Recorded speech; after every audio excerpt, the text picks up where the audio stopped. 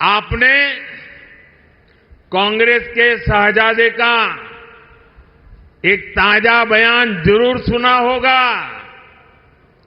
ये शहजादे का कहना है कि भारत के राजा, भारत के महाराजा ये अत्याचारी थे। ये गरीबों की जमीन छीन लेते थे, जब मर्जी पड़े तब उनका सब हड़प कर लेते थे। कांग्रेस के शाहजादे ने छत्रपति शिवाजी महाराज, कित्तूर की रानी चिन्नम्मा जैसे महान व्यक्तित्व का अपमान किया है।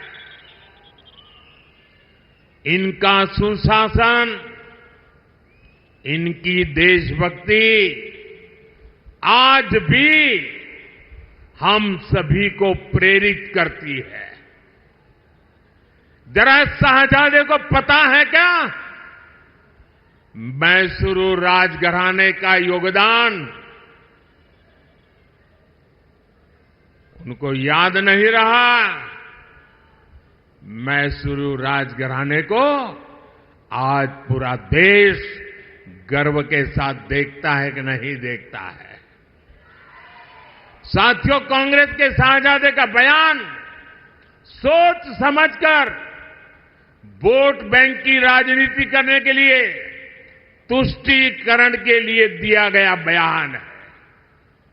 याद रखिए, शाहजादे ने राजा महाराजा को बुरा भला कह दिया, उनकी तो आलोचना कर दी, लेकिन भारत के इतिहास में जो अत्याचार नवाबों ने किए, निजामों ने किए, सुल्तानों ने किए, बादशाहों ने किए, उसकी बात पर तो शाहजादे के मुंह पर ताला लग जाता है, बोलती बंद हो जाती है और राजा महाराजाओं को गालियां दे रहे हो, उनको अपमानित करते हो। कांग्रेस को औरंगजेब के अत्याचार याद नहीं आते, जिसने हमारे सैकड़ों मंदिरों को तोड़ा, अपवित्र किया। कांग्रेस तो औरंगजेब का गुणगान करने वाली पार्टियों के साथ खुशी से गठबंधन करती है। इनको वो लोग याद नहीं आते जिन्होंने देश भर में हमारे तीर्थों को तहस नहस किया, लूटपाट की, हत्याएं की, गौ हत्याएं की।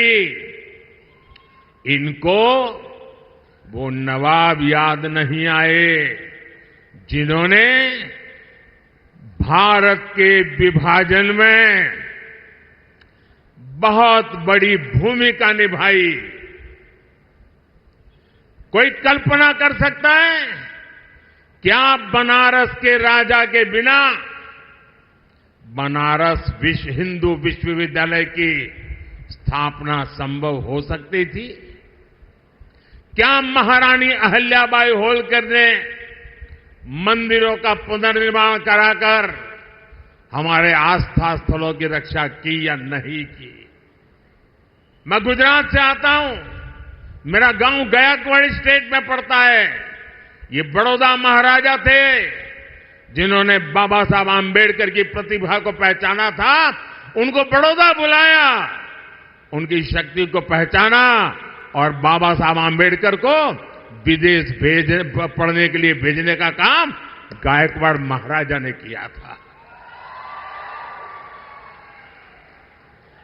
ये कांग्रेस के शाहजादे को इन राजा महाराजाओं का योगदान याद नहीं आता है, लेकिन वोट बैंक की राजनीति के लिए वे राजा महाराजाओं के खिलाफ बोलने की हिम्मत करते हैं, नवाबों के खिलाफ, बादशाहों के खिलाफ, सुल्तानों के खिलाफ।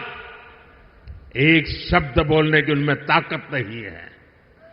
कांग्रेस की तुष्टीकरण की मानसिकता अब देश के सामने खुल करके सामने आ रही है और यही मानसिकता कांग्रेस के मैनिफेस्टो में भी झलकती है।